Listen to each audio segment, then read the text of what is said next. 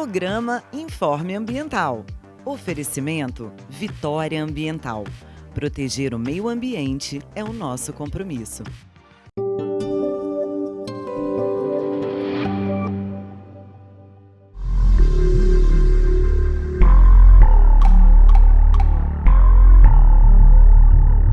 Plástico. Ele está presente no nosso dia a dia, seja numa sacolinha de supermercado, uma garrafa d'água, nas embalagens ou na produção de um brinquedo. Segundo dados do Banco Mundial, o Brasil é o quarto maior produtor de lixo plástico do mundo, com 11,3 milhões de toneladas por ano. Fica atrás apenas dos Estados Unidos, China e Índia. E segundo o Fórum Econômico Mundial de 2016, se essa situação não mudar, em 2050 a gente vai ter mais plásticos do que peixe nos mares. E essa questão chamou a atenção de uma capixaba para essa situação preocupante. É a doutora Andréa Fricks, que escreveu o livro Epidemia do Plástico. Tudo bem, Andréa? Tudo bem, prazer receber vocês. Vem cá, conta pra gente. O plástico está presente em tudo mesmo? O plástico está presente na nossa vida, no dia a dia, né? Desde a década de 60 para cá, a gente começou com essa questão da praticidade em vários países no mundo.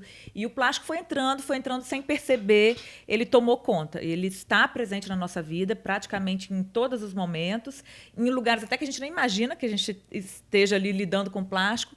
E hoje a gente tem, Lu, uma questão ambiental muito grave, que eu alerto no livro que você acabou de mostrar, que é a questão dos microplásticos. Então, a gente tem o plástico que a gente vê, mas tem também o plástico que a gente não vê, que está presente, que tem um tamanho menor que 5 milímetros e que é capaz, inclusive, de penetrar na célula humana, é onde a gente agora tem mais direcionados os nossos olhares, o nosso estudo. Na água que a gente toma ou no ar que a gente respira, pode ter então, esse microplástico? Pode ter, e já temos vários artigos que mostram os microplásticos presentes no sal de cozinha, presente em chás, presentes na água, em várias amostras de água que já foram coletadas, estudadas no mundo todo. A gente tem alguns dados mais recentes mostrando que até no gelo da Antártida, então o animal lá daquela região, ele já está tendo contato com os microplásticos através do gelo. Então, é algo que a gente precisa realmente parar para pensar. Você fala aqui no livro do bisfenol, que é o BPA. O que seria isso? O bisfenol A, ele é um composto orgânico que está presente no policarbonato, na resina epóxi, que vai estar diretamente ou indiretamente em vários tipos de plástico. Ele dá uma liga para o material. Ele é muito barato, ele é muito seguro, ele dá flexibilidade, rigidez também, em alguns momentos, depende como ele é usado, em alguns tipos de plástico. Então, ele é usado universalmente. Na verdade, em alguns países, ele já foi abolido. A gente já tem no Brasil, por exemplo, algumas leis, algo no sentido de não utilizar em produtos para crianças, mas a gente sabe que ele está presente aí em várias situações, em vários momentos da nossa vida, inclusive que as crianças e gestantes têm contato. Daqui a pouco a gente volta com um bate-papo sobre o livro Epidemia do Plástico.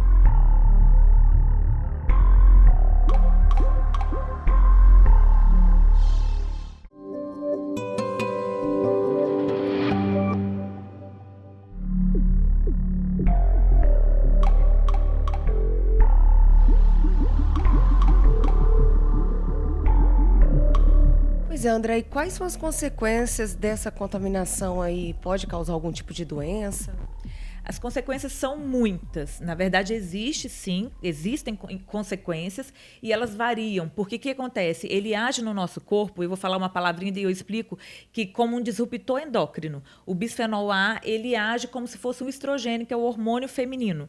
E não é só ele, Lu, tem vários outros, tá? É porque o meu foco de trabalho no doutorado na Universidade Federal do Espírito Santo foi com o bisfenol A. Mas existem outros em outros tipos de plástico. Ele age como se fosse um estrogênio, uma molécula do hormônio feminino no organismo. Quando essa contaminação acontece, em todas as fases da vida, ela é prejudicial, até porque a gente vai se contaminando com pequenas subdoses, né, com pequenas doses ao longo da nossa vida. Mas o que eu mostrei no meu doutorado é que quando isso acontece na gestação, no aleitamento materno e nos primeiros anos de vida, essas consequências são mais graves, são maiores, são mais difíceis. Então, elas vão desde o aumento do risco para câncer de mama, para outros tipos de câncer, puberdade precoce, obesidade, porque aumenta o número das células adiposas, alterações na tireoide, diabetes. E no meu doutorado eu mostrei também, porque dessa parte endócrina é muito bem documentada na literatura científica internacional há muitos anos, tanto é que alguns países já aboliram o uso por conta dessas evidências científicas, mas no meu doutorado a gente mostra também que ele aumenta os níveis de pressão arterial, causa doença cardiovascular, faz o que a gente chama de disfunção no endotélio, nos nossos vasos, levando a uma série de doenças cardiovasculares também. Gente, olha, eu tô assustada.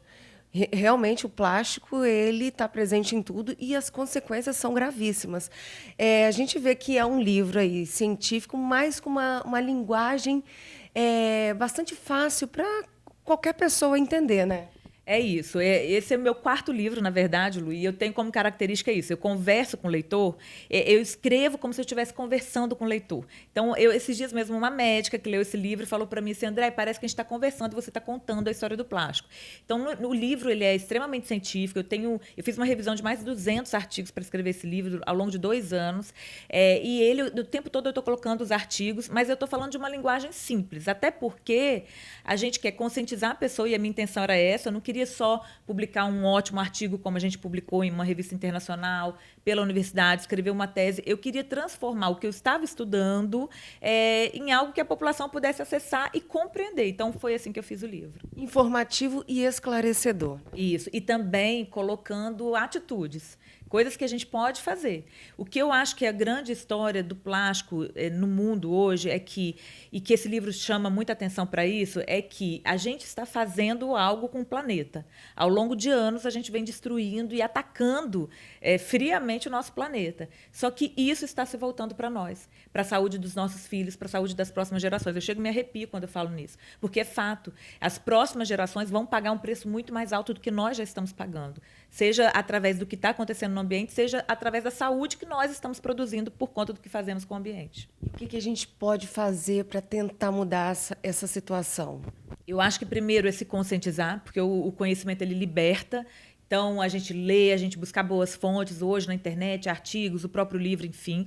A gente ensinar as pessoas sobre isso, não só essa geração que vem agora, as crianças, na escola, em todos os lugares. Acho que o primeiro passo é isso, é a gente se informar e partir para a ação. Então, a ação é a gente mudar, rodar a chavinha na cabeça de que a gente precisa, em muitas situações, abrir mão do plástico. Tem muitas situações que a gente não precisaria usar o plástico e a gente usa sem parar para pensar. Então, é aquela história do canudinho, que até pouco tempo atrás as pessoas usavam canudinho sem parar para pensar. E aí começaram campanhas alertando para o uso do canudo e do plástico de uso único, como o cotonete, por exemplo, que a gente usa uma vez e joga na natureza. E aí as pessoas começaram a abrir mão do canudinho. Agora já está vindo uma campanha pelo biodegradável, pelo óxido biodegradável. E eu me preocupo muito com esse tipo de campanha, porque será que a gente não está trocando um problema por outro? Então, a gente não pensa que o biodegradável ele vai sumir no ar. Existe um resíduo. O que vai acontecer? O que está acontecendo ali? Então, eu acho que a gente tem que mudar a forma de agir e pensar, eu preciso desse plástico ou não? Eu posso usar uma sacola reutilizável? Posso usar uma caixa? Eu posso mudar o meu hábito de vida? A gente tem que mudar o hábito de vida. Pois pegando esse gancho aí da mudança do hábito de vida... Deixa eu ver se eu entendi o que você está falando. Na verdade, não é substituir, por exemplo, no caso do canudo. A gente não usar o canudo, né? Exatamente, exceto aquelas pessoas que têm algum problema neurológico, que precisam de um canudo para fazer uma fonoaudiologia, uma terapia, algo assim, e aí elas podem usar um material específico. Nós não precisamos. Não muda nada para a gente tomar um copo de suco diretamente no copo ou no canudo. Então, a gente tem que mudar a nossa consciência. E naqueles momentos que o plástico realmente for necessário, aí sim a gente utilizar um plástico que vai ter uma destinação mais adequada, uma vida mais curta. Então, a chave é pensar no que realmente a gente precisa e só usar se de fato a gente precisar, reutilizar e reciclar. Porque a gente tinha que estar preocupada, as autoridades têm que estar preocupadas em dar uma destinação ao plástico que a gente já tem. E se a gente mudar esse paradigma e começar a pensar em outras maneiras de produzir outros tipos de plástico, a gente talvez esteja trocando um problema por outro que a gente ainda vai descobrir qual é. E, doutora, a questão da reciclagem é muito baixa ainda no Brasil, né? Esse é um grande problema, não só no Brasil, como no planeta. Cerca de 9% a 14% do lixo, do plástico colocado no planeta é reciclado e só 2% reutilizado. utilizado. Mais que 50%, cerca de 52% a 53% é jogado nos oceanos. Vira lixo que vai acabar sendo jogado nos oceanos de alguma forma. Algum percentual é jogado diretamente no oceano e cerca de 52% vira lixo. Então, é isso que a gente tem que parar para pensar. Os números são assustadores mesmo. Gente, o livro ele é muito rico de informação. Aqui a gente tem assunto que não acaba mais, é interessante, é polêmico e alguma coisa tem que ser feita o mais rápido possível, com certeza, por nós mesmos e também pelas autoridades. Doutora, como que a gente faz para encontrar o seu livro? No meu site, andreafrix.com, as pessoas acessam, conseguem comprar e a gente envia para todo o Brasil, para todos os lugares, com o maior prazer. Tá certo, doutora. Olha, muito obrigada por esse bate-papo. Tá aí, gente, olha, Epidemia do Plástico, um livro escrito por uma capixaba, um assunto extremamente importante que tem, sim, que ter muita atenção nossa e também das autoridades. É isso, TV Ambiental, a TV que te reconecta.